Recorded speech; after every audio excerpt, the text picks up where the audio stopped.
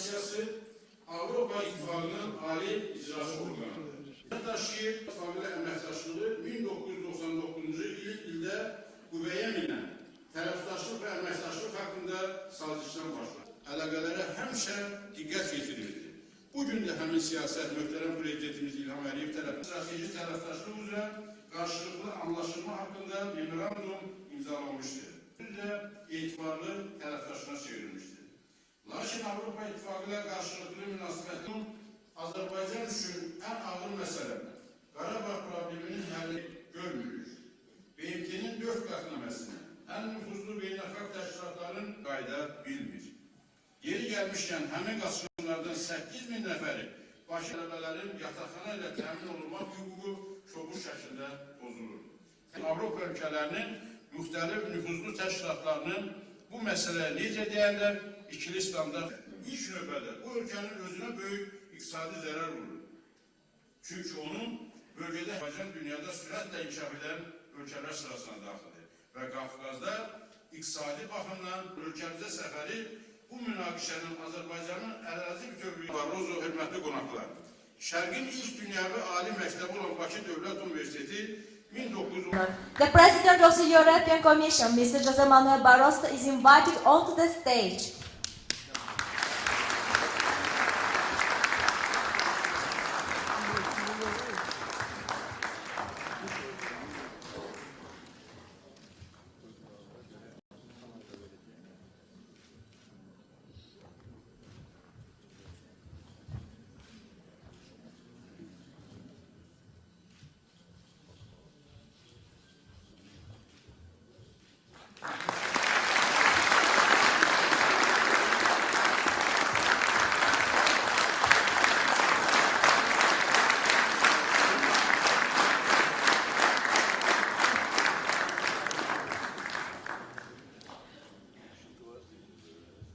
Və nəhayət hədiyyəmizi təqdim edirəm.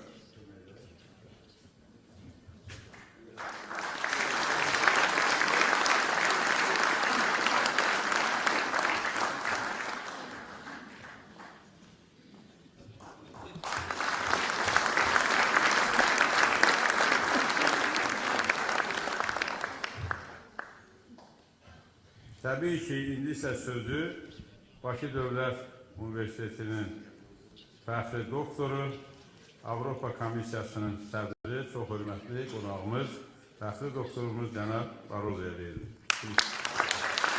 The floor is given to the President of the European Commission, the Honorary Doctor of Pakistan State University, Mr. José Manuel Barroso.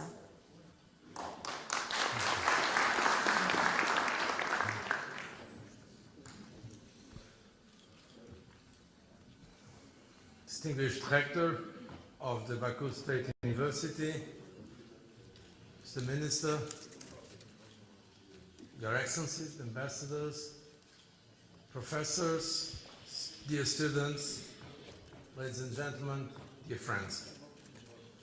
I am extremely honored today to address you in this prestigious university, Baku State University, which has its roots in the era of Azerbaijan's first democratic republic almost 100 years ago. The history of Baku State University is closely linked with Azerbaijan's modern history. Azerbaijan was a pioneer in many important aspects, and one of them was precisely the establishment of this institution, which was the first modern university of the Muslim East. It is also worth remembering that Azerbaijani Democratic Republic itself was a pioneer, as it was the first modern parliamentary republic in the Muslim world. And one of the most important accomplishments of the parliament of the Azerbaijani Democratic Republic was the extension of suffrage to women, making Azerbaijan the first Muslim nation to grant women equal political rights with men, preceding most of the Western countries in this position. And since then, this university, at the crossroads between Europe and Orient, has been connecting people through science and learning with great success. Let me seize this opportunity to pay tribute to some of the most famous former graduate of this university, including former president and father of the nation, Haidar Aliyev, as well as the Nobel Prize winner, the physicist Lev Landau. It is therefore a real privilege to me to receive this honorary doctorate degree from such a prestigious institution, and as someone also linked to academia, I want to very sincerely thank you for that initiative. I will not forget this moment.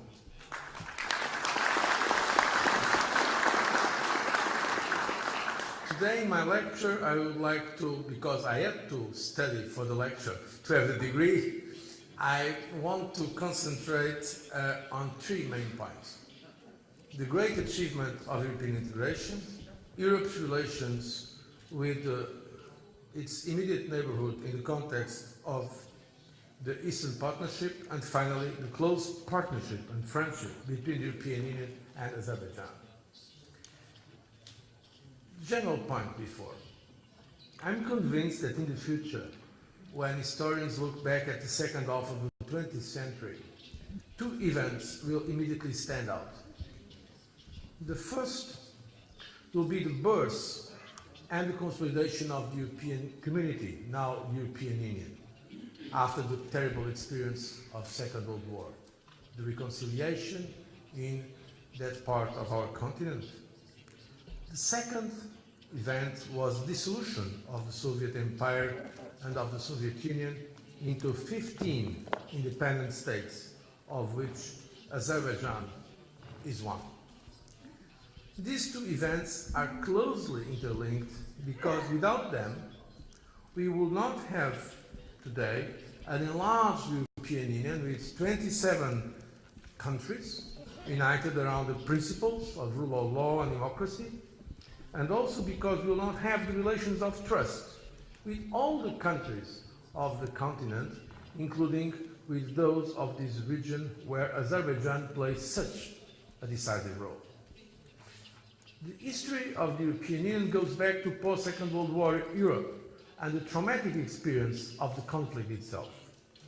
As Europe emerged from the ashes of that war, a number of courageous, far-sighted statesmen from several European countries laid the foundations of a united Europe. Reconciliation between France and Germany, and then 6 countries that launched that great process of economic and political integration. The decision to work together to put away all disputes and pool sovereignty in a supranational organization was crucial to build the European Union that we see today. One should also remember that the process of putting together, sharing sovereignty started in a crucial area. It started with coal and steel. It started with the area of energy. And this is also what we are also doing today with Azerbaijan, creating more interdependence, closer links in the field of energy. I think this is a very good, promising avenue for the future. So in Europe, confrontation was turned into cooperation, and we have come a long way in 60 years, promoting peace and stability. This was further encouraged by trade, economic integration, sectoral cooperation in an ever-increasing number of areas, not only within Europe, but also internationally. Cooperation made the European Union what it is today, the world's largest and most prosperous regional club in the world. The European Union is also the biggest trading bloc and a very important international player, enjoying diplomatic relations with practically all countries in the world, as well as with international organizations. We are a union of 27 member states with a population of nearly 500 million. We have a common currency, the euro, that is used in most of the member states, nowadays 70. European citizens travel without border and passport controls. Students can study abroad and have their diplomas recognized throughout the Union. These are just some examples of how the European Union has an impact on everyday life. It is not just for political leaders or diplomats or the elites, it's for the citizens in general. And the list of achievements in the last years is so long that I will not now take your time with it. But the European Union is not a sleeping giant. We are not just talking, as some like to say, we are walking, and we are constantly adapting to new, challenging realities. First of all, the European Union has adapted its institutional setting in order to make it fit for the 21st century. With the entry into force of the Lisbon Treaty, the European Union is now equipped to deal with foreign policy challenges in a much more efficient, coherent and innovative manner. Besides the European Commission, and I'm proud to share this Commission, the European Union now has a permanent President of the European Council and a High Representative for Foreign Policy, who is at the same time Vice President of the Commission. So this makes it possible, in operational terms,